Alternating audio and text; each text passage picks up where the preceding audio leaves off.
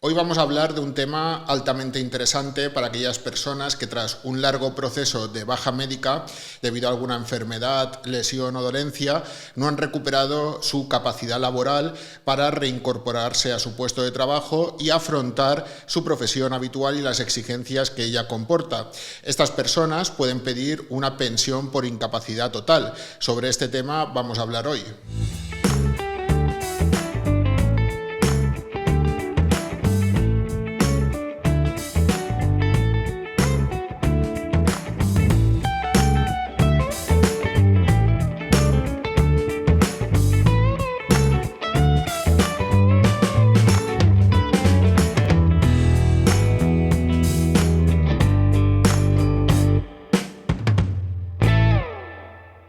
Muy buenas, estimados seguidores. Hoy estoy otra vez con Sergio García, abogado laboralista y graduado social. Buenos días, Sergio. Hola, buenos días. Saludos a todos. Ya estamos aquí otra vez. Aquí estamos, además, con uno de los temas estrellas.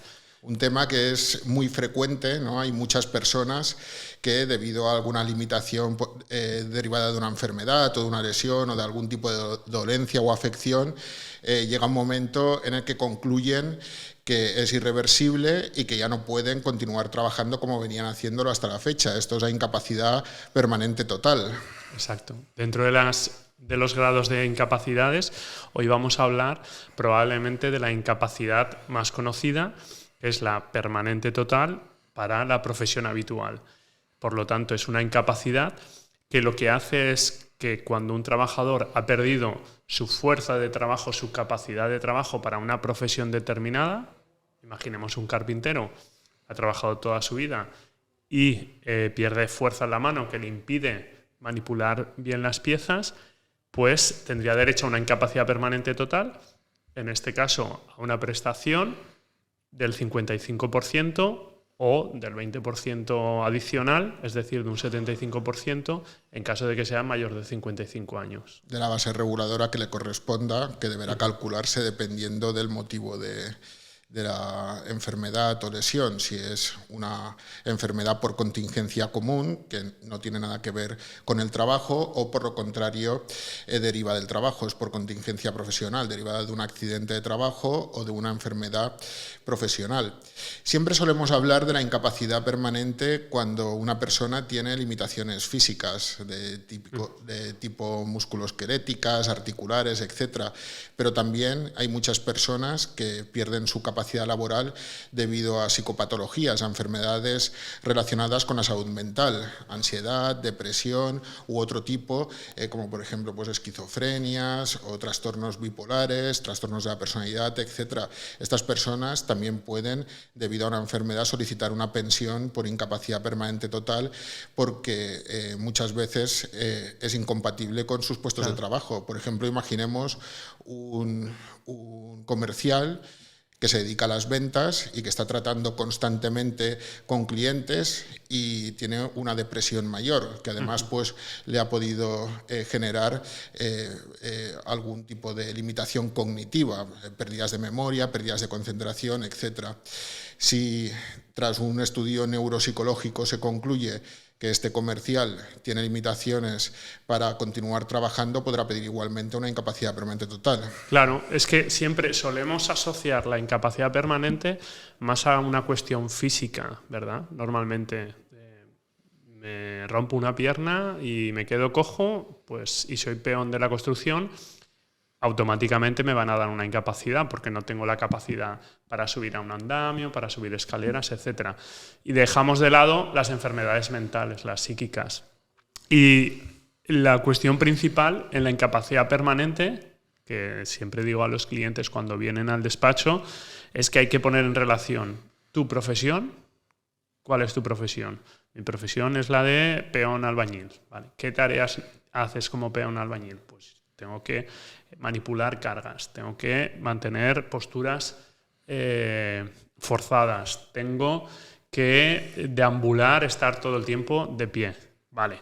¿Y qué tipo de lesiones tienes? Pues el caso que hablábamos antes. Tengo una cojera en la pierna derecha y me ha limitado la movilidad. Pues tendremos que poner en relación esas cuestiones y verlo. Eso es lo más fundamental. Es decir, lo más importante las personas que nos estén escuchando y que estén interesadas en estos asuntos tienen que saber que no solamente sirve que una persona esté mal, que no sirve solamente que una persona tenga una enfermedad o tenga una patología, sino que tiene que guardar una relación esa enfermedad con su profesión habitual. Tiene que contrastarse con su profesión habitual y realizar las pruebas oportunas para ver si tiene limitaciones para afrontar las exigencias de su profesión habitual, porque una persona puede tener una enfermedad, pero si puede continuar trabajando, ¿no? Una persona que, por ejemplo, tiene hernias discales, pero trabaja, pues, no sé, en una profesión sedentaria. Nosotros mismos claro, podemos tener hernias discales, pero como trabajas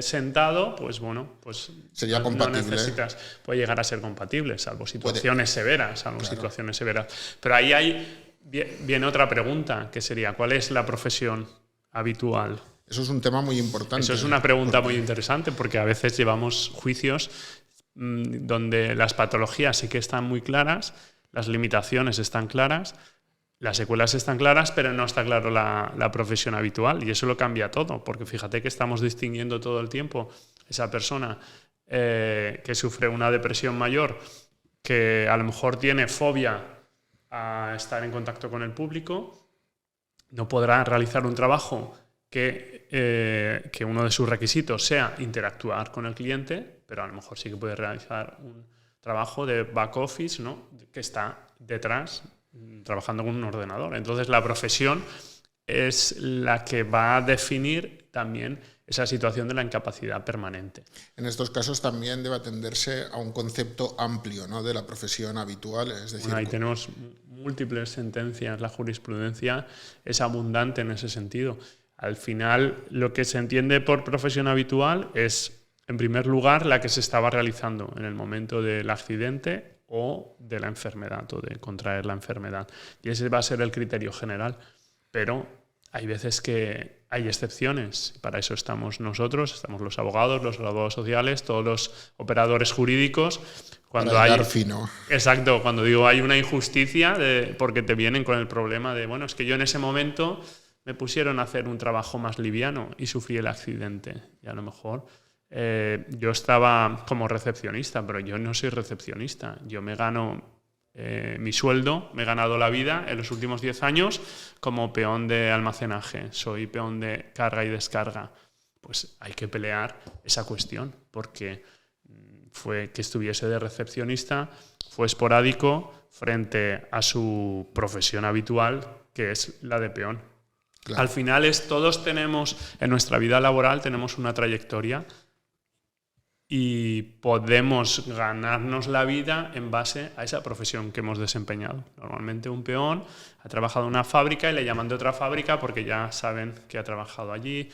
El carpintero, cuando su empresa cierra, se puede ir a otro sitio que trabajen con carpintería, etc., ¿no? Esa es la profesión habitual. Es decir, cómo tu fuerza de trabajo, cómo la cambias por esa retribución, pues por lo menos si ya no vas a poder realizar tu profesión habitual, que puedas tener una compensación del Estado para cubrir las necesidades básicas. Y ahí tenemos que decir que lamentablemente el Estado, en este caso la Seguridad Social o el Instituto Nacional de la Seguridad Social, que es quien realiza las valoraciones de las incapacidades permanentes, pues suele ser restrictivo. Suele ser muy restrictivo. Muchas veces hay que recurrir, ¿verdad? Lo tenemos, exacto.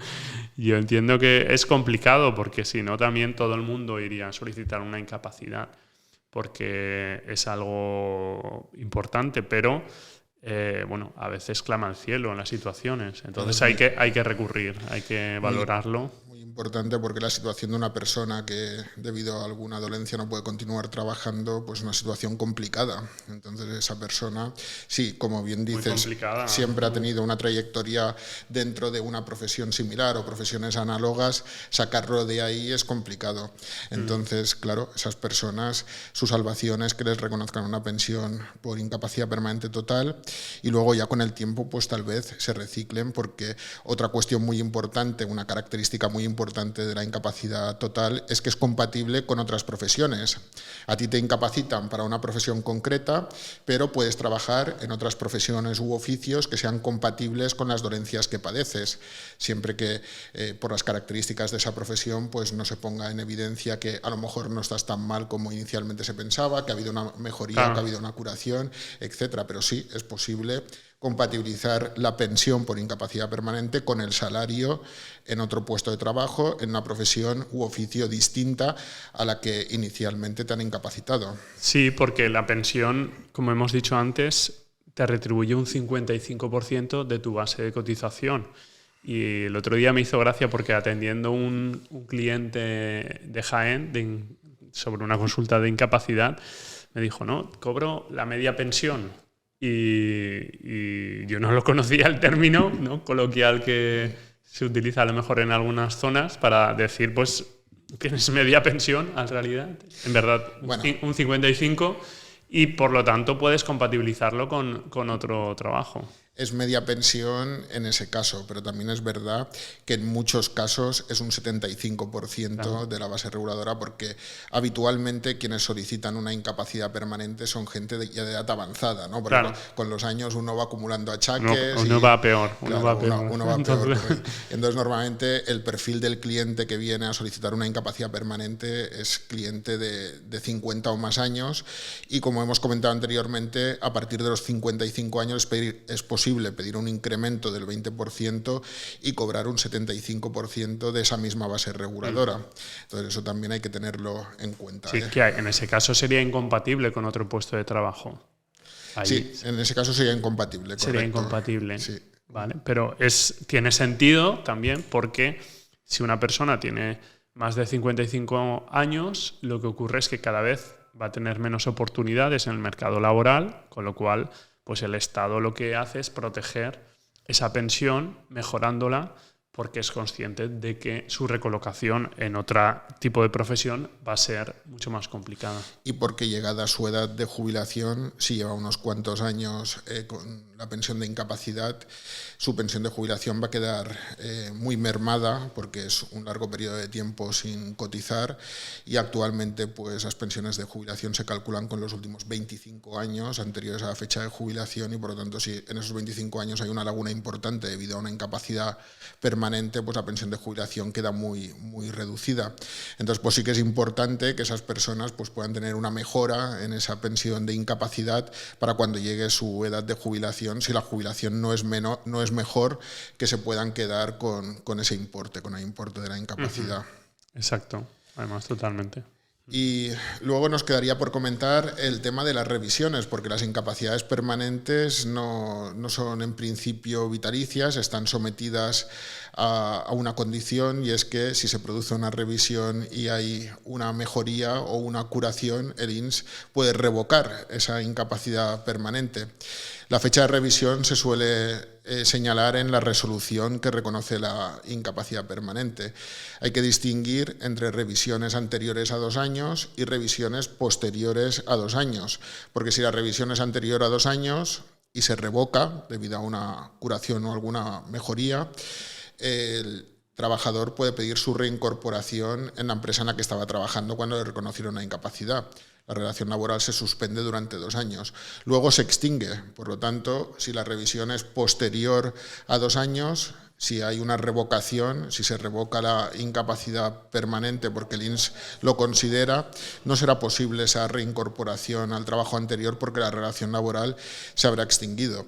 Yo creo que reconocen más incapacidades permanentes con revisión anterior a 2 años en los casos en los que el INS cree que puede haber una curación, no a corto plazo, pero sí a lo mejor a más largo plazo. Además, como funciona todo tan mal y va todo tan lento, a veces un trabajador agota los 18 meses de baja, agota los 18 meses de baja y no ha terminado siquiera el tratamiento, ¿no? Entonces, como tampoco se contemplan, bueno, hay una segunda prórroga extraordinaria, pero tampoco se contempla que se pueda alargar mucho más la baja, pues a veces también se puede dar una incapacidad permanente y decir, bueno, vamos a revisar dentro de 1 año y medio, ¿no? Y a ver cómo estás entonces. Sí. Ese es un supuesto bastante especial, que ahí sí que te va a poner claramente una revisión en menos de 2 años. normalmente va a ser más de 2 años porque vas a venir de un proceso con secuelas y con unas limitaciones y y el que sea de menos de 2 años pues tiene que tener en cuenta que si al final le revisan, porque a lo mejor no le revisan, pero si al final le revisan y realmente tiene una mejoría y le revocan la incapacidad, tiene derecho a reintegrarse, a reincorporarse en su puesto de trabajo, porque durante ese periodo de los 2 primeros años la reserva es incondicional, la empresa no se podría oponer. Si se opone, pues deberían ejercerse acciones judiciales contra la empresa, claro. Totalmente. Pues bueno, con esto ya... Muy interesante. Tenemos que hacer más sobre incapacidades, que a la gente le gusta. Si lo ponen en comentarios, alguna pregunta específica, podemos hablar sobre esas cuestiones. Sí, la verdad es que las incapacidades es un tema que interesa a muchísima gente. Entonces es un tema en el que hay que profundizar y abundar, ¿verdad? Bueno, pues por hoy sí que pondremos punto y final al episodio de hoy y en otro podcast pues ya hablaremos sobre más temas de incapacidad permanente.